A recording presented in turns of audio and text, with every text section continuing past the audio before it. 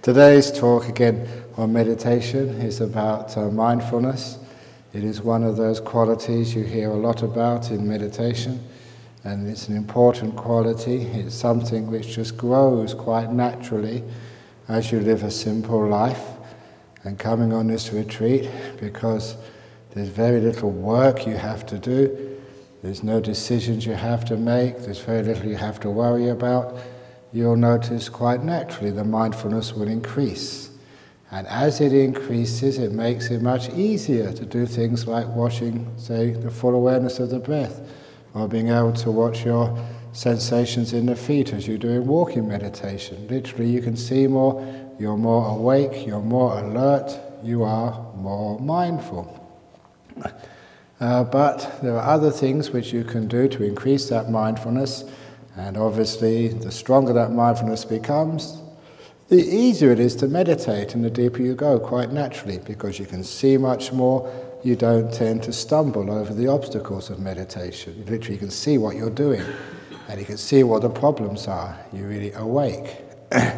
So the cultivation of mindfulness, people again make the mistake that they use willpower to try to be mindful, as if they force themselves to be awake and alert. I love telling the story of this famous monastery in Laos just before Laos fell to the communists. I was up there in northeast Thailand. We heard tales about this monastery. There the abbot, the teacher, would take all the young monks on a long walk through the jungle. And if you've ever been to Laos, that is really mountainous. Up and down, down and up these mountain paths through the jungle all day until they were totally exhausted and dirty.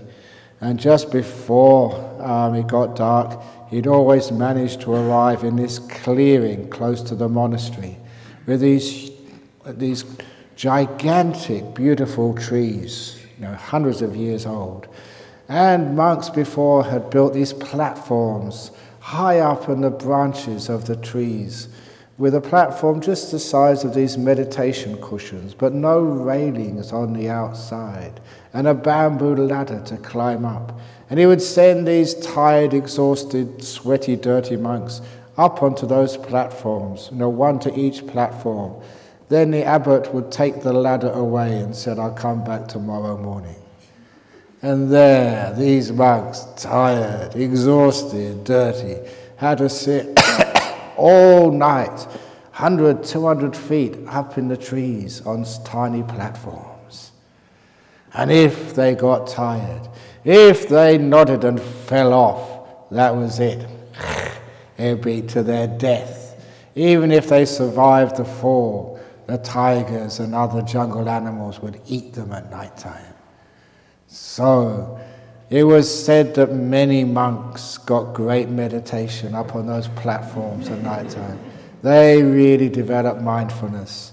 At least those who survived said that.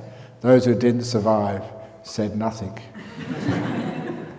So as a result of that, at least you can see they try to use force to develop mindfulness. And sure, you can use force to develop mindfulness in those old Zen monasteries, because I went to a Zen monastery when I was a young man in north of England, simply because any place to meditate I would go to, you just couldn't choose.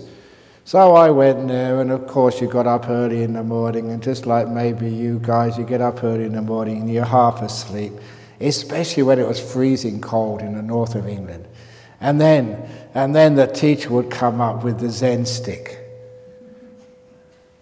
And I wasn't afraid, I was just happily meditating until the guy next to me got hit. Because the guy next to me was more sleepy than I was. Always remember, don't be the most sleepy. Don't be the most smart. Be somewhere in the middle and you're always safe. That's the benefit of the middle way.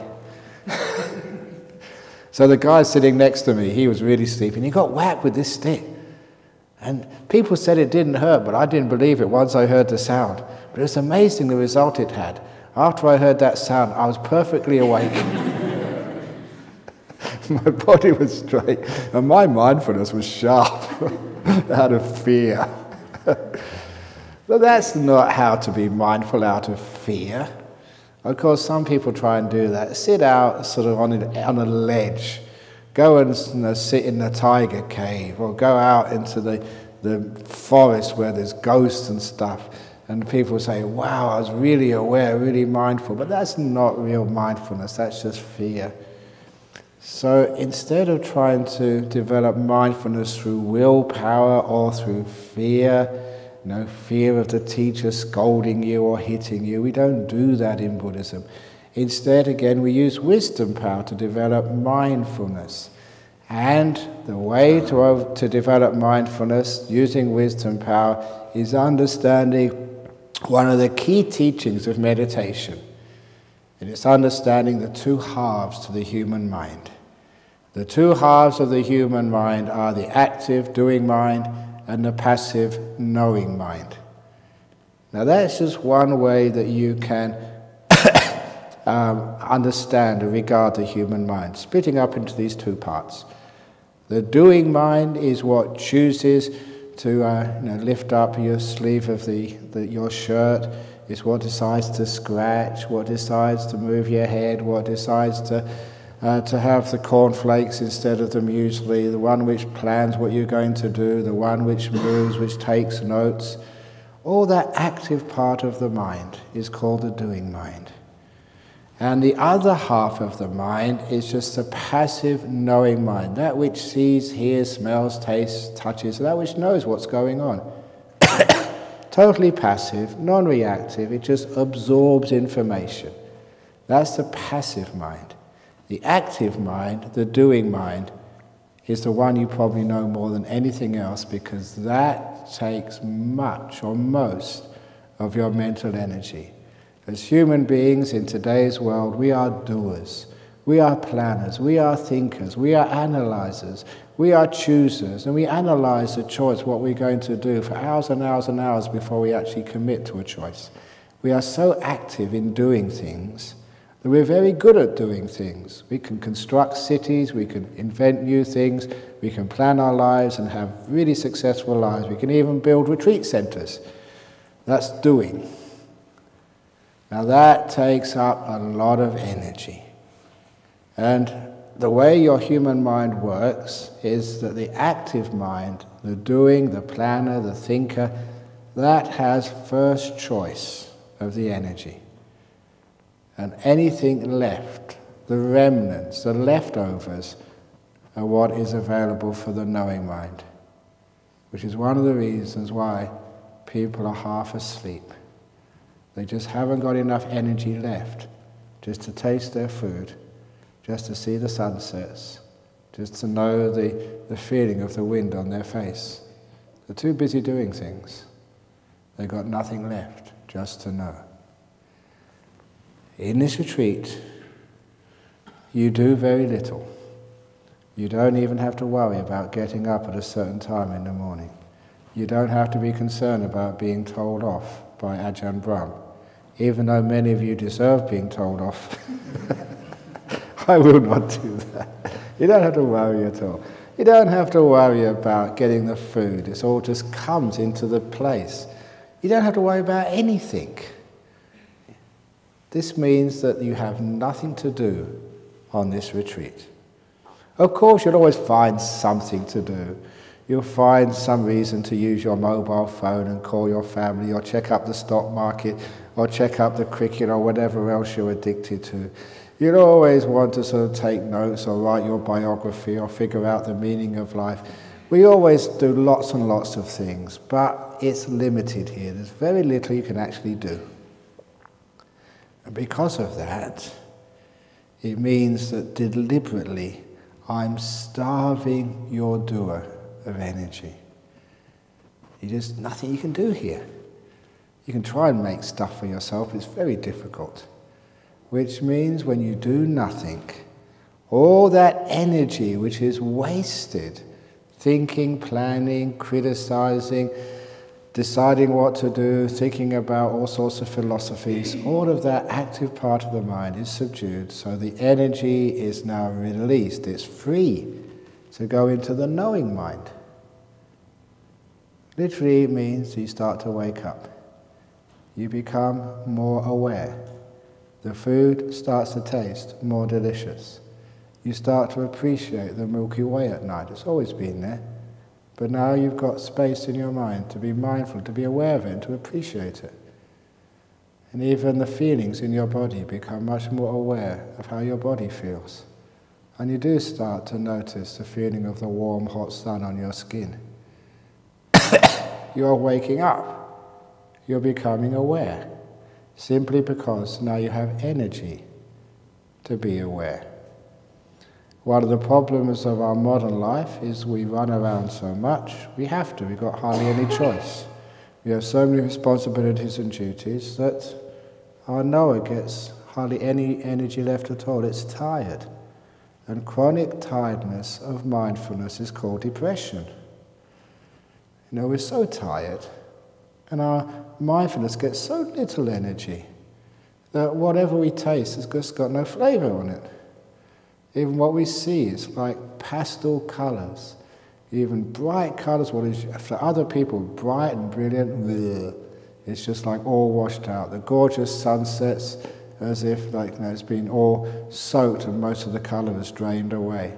And even whatever you feel, it's got no spice to it, no piquancy to it, it's just all dull. That is a sign of depression, that nothing excites you. Everything is dull, and the reason is because your knower, your mindfulness, is really, really low energy. This is one of the reasons why meditation is a great antidote to depression. As long as it's a meditation which does a lot of letting things go, leaving things alone.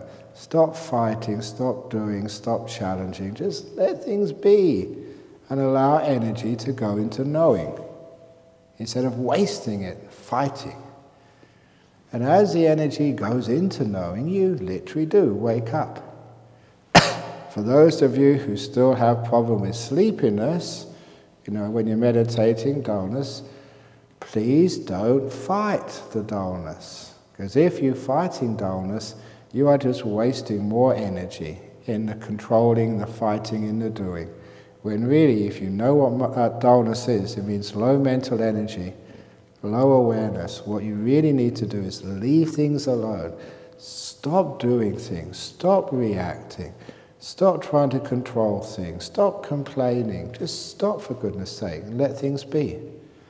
And then the natural energy of your mind will start to go into the mindfulness. You start to wake up, and the dullness vanishes, it disappears. For many years, when I was a young monk in Thailand, I was always struggling with dullness. It was always a fight. In the early mornings, we'd get up at 3 o'clock, and it was very difficult to keep awake at that time. And you'd always struggling, and I did have strong willpower. If I wanted to, I could really force myself. And a lot of times you'd force yourself and you'd break through the dullness. But as soon as you broke through that dullness, you couldn't stop thinking. It was restlessness. So you calm down the restlessness, calm down, and then you fall asleep again. And for me, there was always this extremes of dullness or sleepiness, and I could never find a place in between. Until afterwards, when I stopped, I didn't use any more willpower. I thought, what is going on? Let's try and understand this. And the key to understanding it was realizing that every time I was fighting, I was consuming energy. Energy which really should have been left free to go into just bare mindfulness. So after a long time, I realized fighting is not the way to overcome dullness. You can't will mindfulness to increase. You just stop doing things. So I just allowed my sleepiness to be. There was nothing wrong with being sleepy. It's not breaking any precepts. It's just being sleepy, that's all. And you can't do much harm when you're fast asleep. So I allowed myself to be sleepy and just made peace with it. Did an amazing thing called being compassionate to my sleepiness. Never mind, it's all right to be sleepy. I open the door of my heart to sleepiness. Remember, real compassion is unconditioned. It's not just being compassionate to things you like. even compassionate to things which are unpleasant or embarrassing. Okay, I'm going to be kind to my sleepiness. Come on, sleepiness, you can stay. You can be as long as you want. And because I wasn't fighting, I was making peace with it, I was being kind to it, what was happening underneath was the energy, the little energy which I had in my mind, was not being wasted in this battle with sleepiness. And instead it was freed to go into mindfulness. And little by little, you tend to wake up. The body will straighten up. And when the sleepiness did lift, it was like a mist which was lifting from the mountain in the early morning sun. When that mindfulness did lift, there was no restlessness anymore. It was just beautiful peacefulness. Because I've been making peace and being kind and being still all the time, when this dullness vanished, I was perfectly peaceful and could go off into a nice meditation. That was the way to overcome the sleepiness and dullness. Sleepiness and dullness is just low mindfulness, that's all. And a lot of time it's just natural, as you can't avoid it. It's part of being a human being. Again, recalling those times in Thailand, my first years, when I look back upon that, I was thinking, my goodness, even if the Buddha was born in London and went to Thailand to meditate, he would also have sloth and torpor. The reason why, we try and get away with 4 hours sleep at night, going to bed at 11 o'clock, getting up at 3 o'clock. That's not enough for a human being, especially a young man, 23, 24 when I first went to Thailand. So number one, I was sleep deprived. I didn't have enough sleep. And you'd ask psychologists and doctors these days and say that's really a big cause of depression and psychological disorder and many other physical disorders as well, sleep deprived. That's what they do in Guantanamo Bay, to torture people. So really, if I'd have known that at the time, I'd have sued my teacher, got a big payoff for abuse. But no. So 4 hours sleep, didn't have enough sleep. Number two, you were in a climate you were just totally unused to. This was the tropics, thick jungle, hardly any wind getting through the jungle. It was hot, it was steamy. No air conditioners or fan. There wasn't even any electricity in that place. So it was a very tough climate to be in. And lastly, you were malnourished. In those days, it was rice, sticky rice, which the soil was so bad in the northeast of Thailand that even the rice hardly had any sort of goodness in it. It was very, very bad rice. And whatever slithered on the ground, that's what we had to eat. I would have loved to be a vegetarian in those days, but there weren't any vegetables, literally.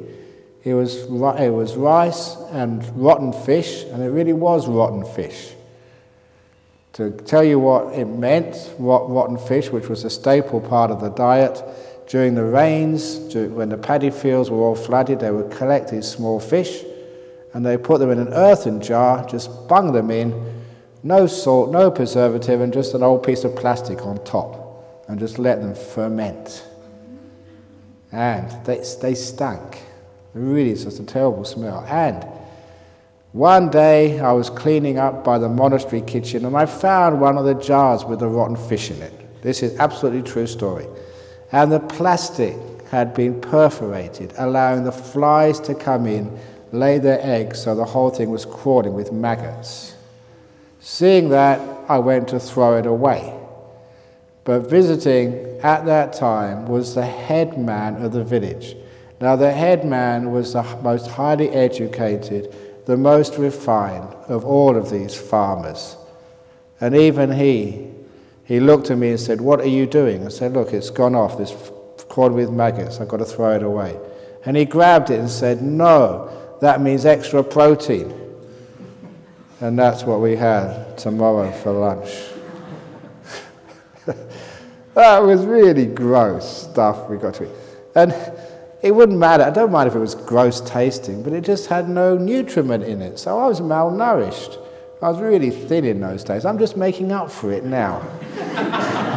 It's fair enough, okay? If you'd have seen me in those days, you'd think, okay, you deserve to, to balance, your early thin life. So you were malnourished. You were sort of sleep deprived. Climate was really weird, and you're not used to it. And anyone would fall asleep in that sort of situation. It's just you're not used to it. You know what? One day we went for a few days. I went to do my visa down in Bangkok, and down in Bangkok you got decent food. I mean, actually, food you could eat. Actually had some protein in it.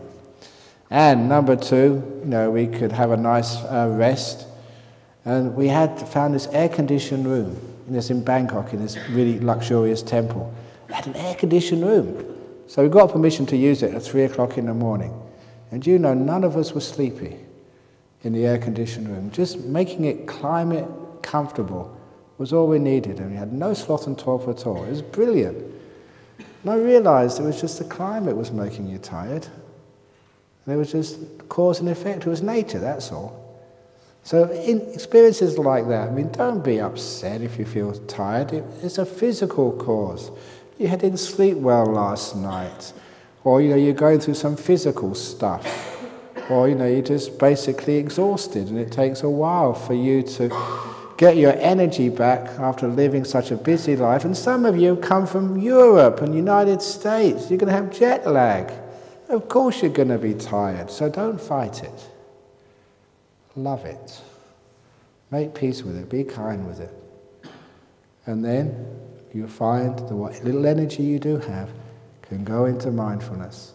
And not just through sloth and torpor. Even if you feel quite ordinary, don't do so much. Let the energy flow even more into mindfulness. So the mindfulness gets stronger and stronger and stronger. You will find the less you do, the more still you maintain your mind, the more powerful your mindfulness becomes. Stillness is the cause for strong mindfulness, not willpower, not forcing yourself, not punishing yourself. I've got to be mindful, I've got to be mindful, I've got to be mindful. No.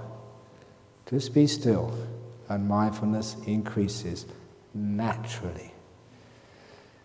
You may not notice that on this retreat because your mindfulness increases incrementally, not just big bursts of increase, and you just get used to it. But you'll find that when you leave this retreat, you'll be amazed at how awake you feel and how you see things which you never noticed before, simply because your eyes have opened. Your mind is more sensitive. You become mindful. Now, another sign of strong mindfulness is happiness. It was an interesting discovery to see the more mindful you are, the more happy you are. It is just a natural connection. The mindfulness is energy of the mind, as is this happiness, which I'm telling you to go and indulge in. The more mindful you are, the happier you are. The more dull you are, the more grumpy you are. You know that. When you're really dull, you haven't slept well at night. Then you go up to poor Danny. Where's the food? Bianca. We just got this rubbish again to eat today. What you mean there's no water again? You know what it's like when you're really dull and nothing is nice and you're really grumpy. But when you've got full mindfulness, everything is so still and peaceful, so much energy in the mind.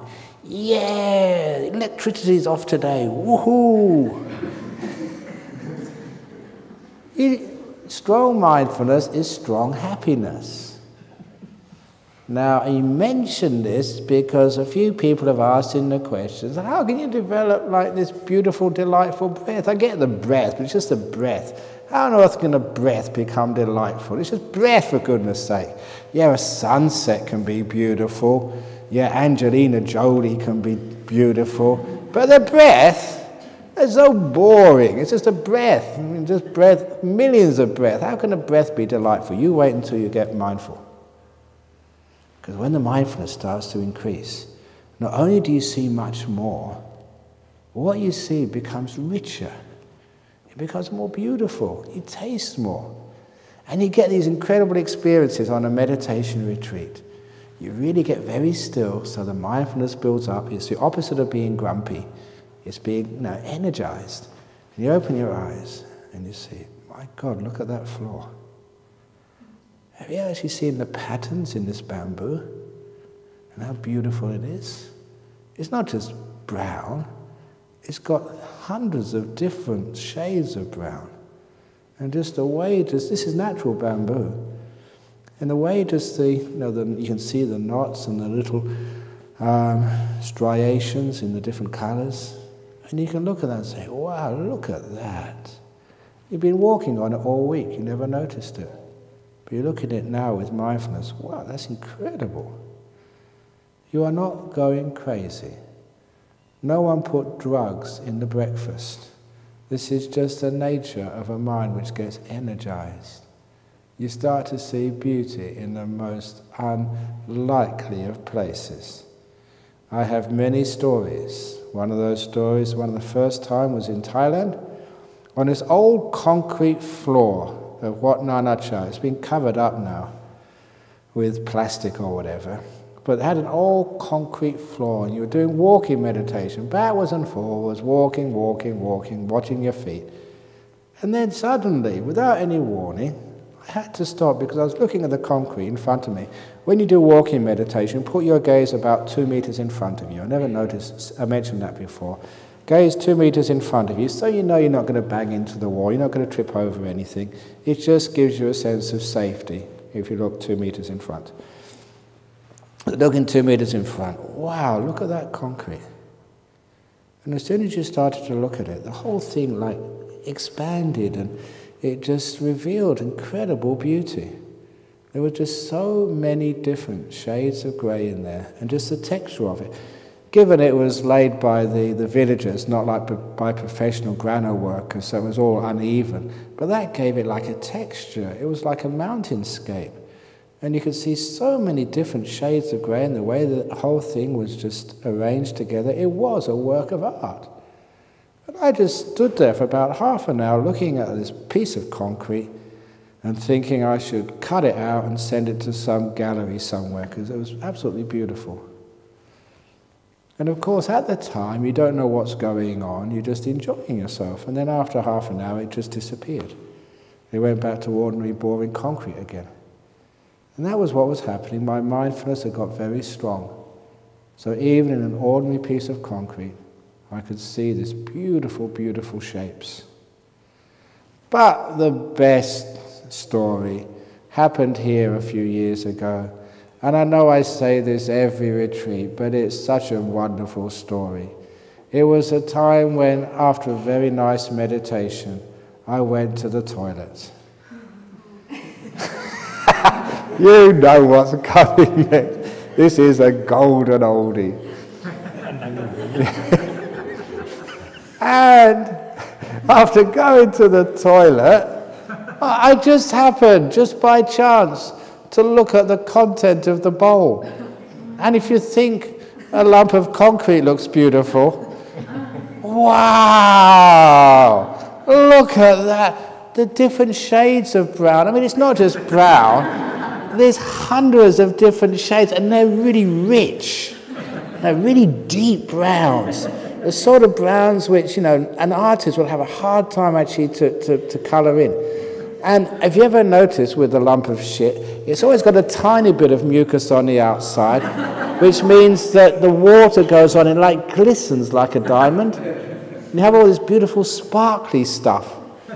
And I haven't even got in yet to the fragrance. The fragrance, that was deep. Man, it was like rich, it was like full. And you could actually smell the whole lot. And I was looking at that toilet bowl. I don't know, 5 or 10 minutes. They must have thought I had something wrong with my digestive tract or whatever. I was in there for so long. And I don't know if they heard me say, wow, look at that. That's amazing. Oh. But, it was only about 5 or 10 minutes because, I am a monk and I have trained in letting go. If I hadn't done that training, I'd probably have taken it out and put it on my wall to admire for the rest of my life. But no, it was a tough thing to do. You know what it's like to really let go of something which is beautiful. You had to. I can't do it. I have to. No, I can't. Okay. I pushed the button. And it disappeared. Oh, that was such a great act of letting go. Talk about renouncing things. Monks really know how to renounce those beautiful stuff. Okay, that's... I usually overdo that story, but that's pretty much what happened. And that's what will happen to you, too. Now you can imagine, if you can see... This is, I don't make these stories. Well, some of them I make up, but this one I don't make. This one I don't make up. I made up the one the other night about the coffin and the medicine. But this is true story. It happened here in the toilets. And it just shows you what mindfulness can do. Imagine it can see such beauty in an old turd. Imagine what you can see, in your breath. Incredible beauty. Just one breath. Oh, this is absolutely delightful. Just one step when you're on the walking path. Wow, this is great. This is where you really start to develop the happy meditations, the bliss of meditation. It is just a function of your increased mindfulness. You're becoming awake and aware. And my goodness, it's fun, incredible fun. Not only what you see, you can see much more of it. Things which were hidden before because you're just too dull. But what you see is always incredibly beautiful and lovely and delightful. It's something which I never expected before, to see how beautiful the world can be, just when you are aware and fully awake. And even stuff which is not supposed to be beautiful becomes beautiful. You understand just with beauty and negativity how much it is you add on to the world. Even pain, disappointment, frustration, how much we add on is huge. Because when you have incredibly strong mindfulness, you can only add on happiness and joy, appreciation, gratitude, all these positive emotions. So as you become more mindful, you become happier and more percipient. And that means it becomes incredibly easy to meditate. You're just sitting here and your body is actually a delightful body. When you relax it, you know what it's like sometimes. You wake up in the morning, it may be a holiday, and you're really cozy in bed. You don't have to get up to go to the toilet. You've got no business to be done. You're just cozy. This is really nice. I just want to stay in here a bit longer. You have a delight in the body. And it's the same when you're sitting in meditation. You get your body nice and comfortable and it feels so delightful. The cozy meditation position. I'm used to this position now, so just even right now I can feel the joy, the pleasure of a body which is relaxed at ease. The same sort of coziness when you first wake up in the morning. I'm mindful of that delight because it's important to develop the mindfulness of delight. And then I can let the body disappear and I'm watching this present moment. It's not just an ordinary present moment, it's not dull at all, it's beautiful. The fact that I can just be in this moment and I've got no one asking me to sort of solve their problem in this monastery over the world or solve some other problem. I was messing around with the emails this morning. I am like a monastery consultant now. Things go wrong in a monastery and I'm supposed to be the one who fixes it up. And so you get all these problems people load onto me, and I've got my own monastery to fix up. You sort out your own monasteries, but I'm just too soft and too kind. So you tend all this work, and then when I can meditate, no monasteries to fix up, no monks and no nuns messing around, no lay people asking me to go here and go there, no people just asking me, what really is jhana and what is the nature of enlightenment. I can just be free at last. No one asking me about what should I do with my husband, what should I do with my kids. I became a monk to get rid of all of that. You know, I didn't get married, I didn't have kids. I thought I would have no kid problem, no wife problems. But I have more wife problems than anyone who's married. So I have all your wife problems and all your kid problems. Well, I don't mind. But when you're meditating, at last I can just disappear. I've escaped. I've escaped into the present moment. In the present moment, there's nothing to be done. There's nothing which has gone wrong. The present moment is the most perfect moment in the whole world. It's perfect because it's already here. You can't do anything with it. It's just here, that's all. It's arrived. Have you ever read those magazines on the aircraft and about these famous people who've arrived? Who was it? Who was that guy who was playing James Bond? Daniel Craig. He's now arrived as a film star. Or some other rock singer, they've arrived. And when I heard this word, no, to arrive is actually, yes, at last you've arrived. And I like that word because every time I'm in the present moment, yes, I'm arrived. I'm here. I've arrived. Brilliant. And you feel so good that you've arrived. Because I've spent so much time trying to get here, like you did, traveling halfway around the world, and now you're here. You've arrived. For goodness sake, be here. Now you've arrived, and stop going somewhere else. So at last I'm arrived. In the present moment, I've arrived. I can put down my bags, put away my passport. I'm arrived. I'm here. And I can just be. So just being is just beautiful. I really appreciate not having to do anything. I don't know if you do too much. I do too much. But at least when I'm meditating, right, that's it. I'm out of here. I'm not going to do anything at all. This is total irresponsibility. All responsibility is about the past or the future. You're responsible for what you did in the past. Yeah, fair enough. I'm responsible for all the things I'm supposed to do later on today, tomorrow, as an abbot and spiritual dictator. I'm not the spiritual director of the Buddhist Society, I'm the spiritual dictator. All that sort of stuff, I'll leave that till later on. But right now, you're totally free, nothing to do in the whole world. When I was young, I used to have these fantasies about monks and hermits. Like living off into these mountains, having nothing to do at all. I remember the story it's a Chinese story of these two hermits living up in the mountains in somewhere in a remote part of China.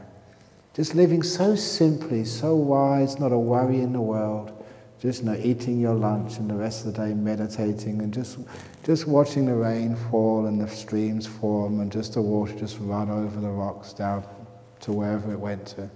Just watching the clouds go past the mountain. No worries, no concerns in the world. And there was the monk who lived on the top of the mountain and the one who lived halfway down. And the emperor was having so much trouble with his ministers, with his government. You know what governments are like? Haven't changed. Any place in the world, they're always incompetent. And it's true. And so the emperor was just really getting a headache, trying to find some suitable people to run the empire. And he thought, the two hermits, they're wise, they're compassionate, they're totally incorruptible because they don't want anything. So he went there with a couple of generals to invite the hermits to run the Chinese empire.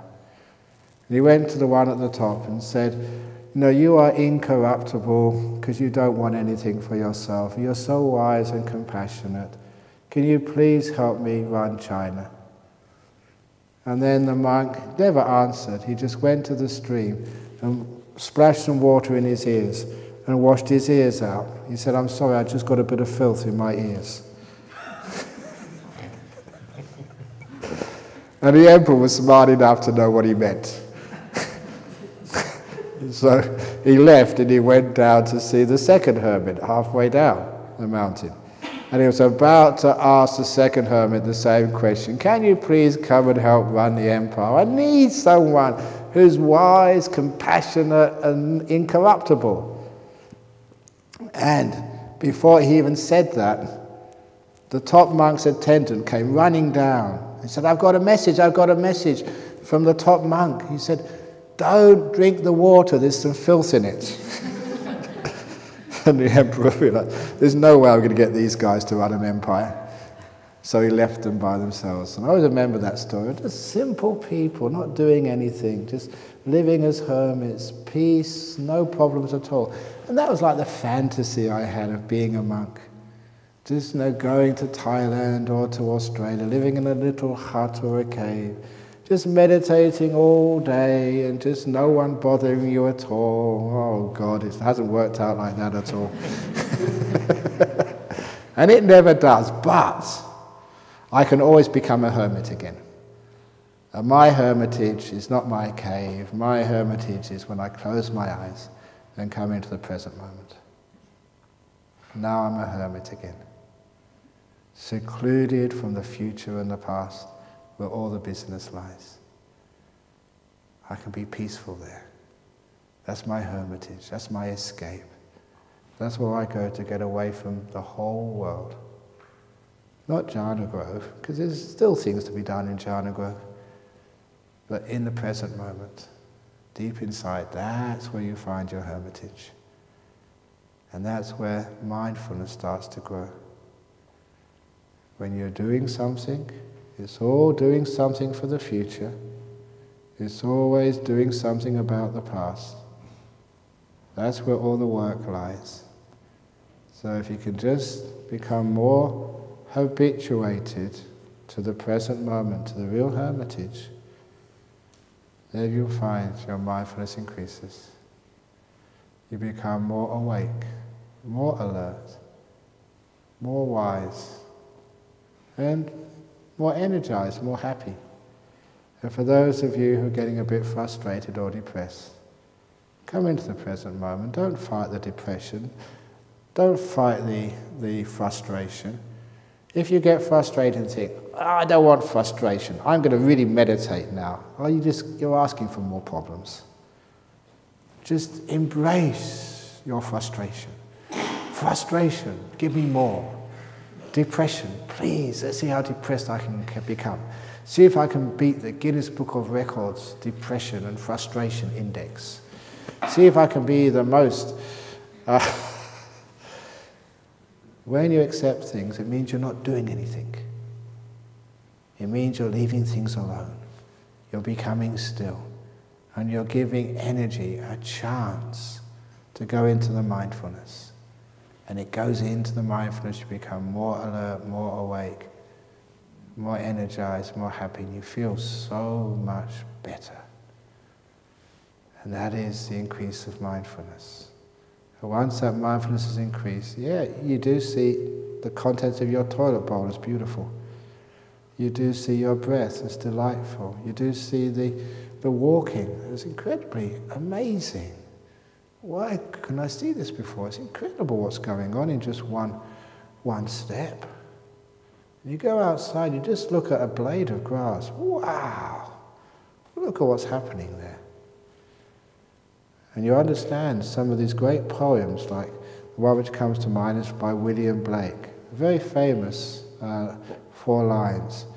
To see a world in a grain of sand, a heaven in a wild flower, hold infinity in the palm of your hand, and eternity in an hour. To see a world in a grain of sand. How can you do that? It's mindfulness. Mindfulness has got so strong. If you pick up a grain of sand or a grain of dirt, there's a whole world in there. It's amazing what goes on in there. See a world in a grain of sand, a heaven in a wild flower. If you think a piece of shit is beautiful, you take up a wild flower. Wow, that's heaven. So much beauty in there. And these wild flowers are tiny little things. But when you have the strong mindfulness because you've developed a lot of stillness and peace, a flower just blows you away. You're enjoying the happiness of meditation now. Well done. And now he goes into these beautiful things. Hold infinity in the palm of your hand. What a beautiful saying. The infinite whatever you want to think is a meaning of life, God, infinite, meaning of, it's there right in your palm of your hand, you have it. It's not apart from you, it's not held by some priest or some book, it's right there in the palm of your hand. Eternity in an hour. It's only because an hour rhymed with flower. It really means eternity in a moment. Just this present moment is timeless. And those of you who are time constrained, who always haven't got enough time, you come into this present moment and at last you're free. So you have all the time in the world. You're just sitting here and time has no more meaning for you. Half an hour, 2 hours, 3 hours, you just don't notice any time pass at all. Every moment just having fun, where time has no more meaning. You've touched eternity, the timeless present moment. What a beautiful thing that is. To see a world in a grain of sand, a heaven in a wildflower, hold infinity in the palm of your hand, and eternity in an hour. By William Blake. It was about 17th century or something. But it's a good description of what mindfulness is. And then with such a mindfulness, it's so easy to meditate, as you can expect. You have happy meditation, you're enjoying yourself. And everything you do. And when you actually get into meditation, watching a breath or watching the feelings in the feet, because it's a very simple technique, because you're not doing very much at all in the meditation, that mindfulness gets even stronger. Because you've got heaps of energy in mindfulness already, it's very, very strong. But because you do even less, the energy increases and increases and increases. And that's where you get these beautiful lights from, the nimittas. They're powerful. And again, one of the problems people keep on saying in meditation, yeah, they get the breath and it disappears, but it's dark, nothing's happening there, they don't see the nimitta. Two reasons. The first reason is you haven't got enough energy, enough sort of joy, so the breath isn't delightful enough when it disappears, there's no joy really left to fire up a nimitta. But the main reason is because, again, you've been doing too much, the mindfulness isn't strong enough yet. In that darkness, your eyes aren't sharp enough to see what's going on in there. So with more stillness, mindfulness increases and you never have that problem. The breath, before it disappears, it's so gorgeous, so beautiful. And when it does disappear, this beautiful nimittas come up. It's beauty, delight all the way. The Piti Sukha starts at a particular part of meditation. Piti Sukha is a Buddhist word for this joy and happiness. It starts at a certain place and it just carries on. It gets more and more and more. And that really gets you into some powerful meditations. It's why in mindfulness I coin the terms power mindfulness, superpower mindfulness. So it's not just being mindful, it's just the intensity of that mindfulness. And you know it by just how beautiful things appear, how tasty is the food, how much happiness is in the body and in the meditation. That is a sign your mindfulness is getting strong. And how does that occur? Stop doing so much. Be still. Calm the thinking down. You've thought too much in your life already. So stop thinking. And please stop working out the Dhamma about the meaning of things. We can spend so much time philosophizing and thinking, but when the mind becomes still, then we can actually see things. One of the things which I learned as a physicist at Cambridge is how thinking just can't get you anywhere. Because all these great insights of quantum physics, they were just totally illogical, but they are true.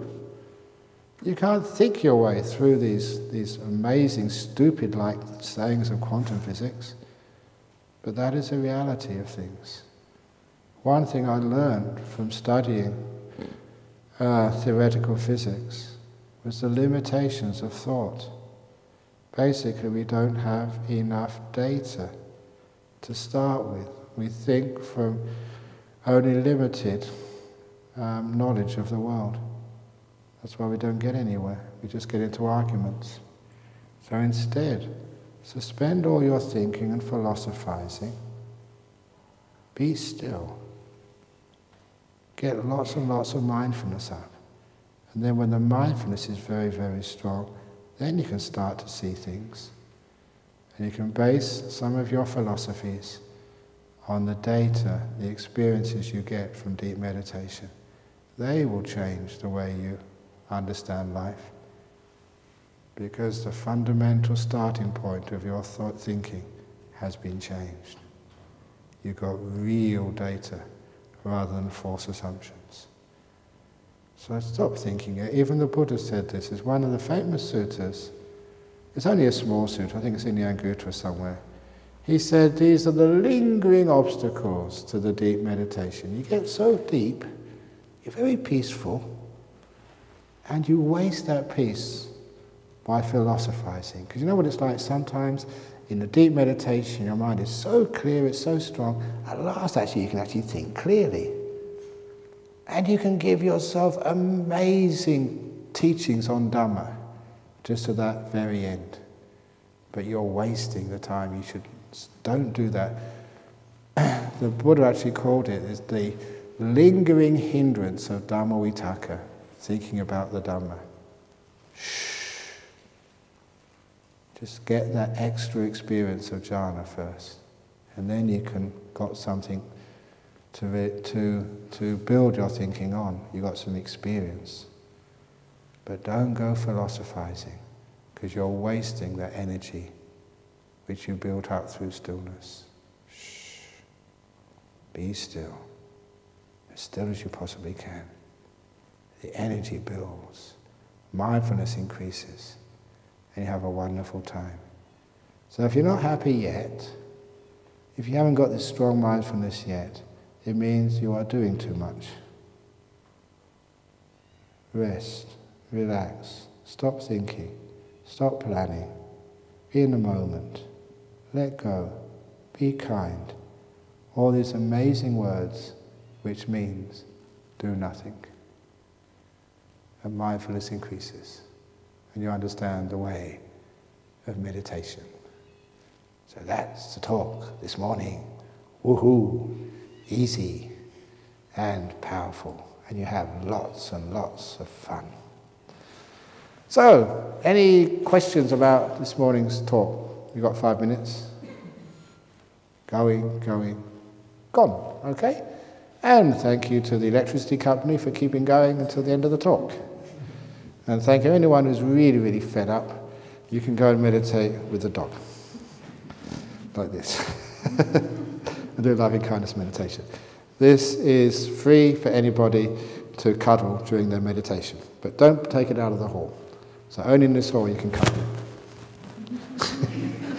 And give yourself some loving kindness. Okay, very good.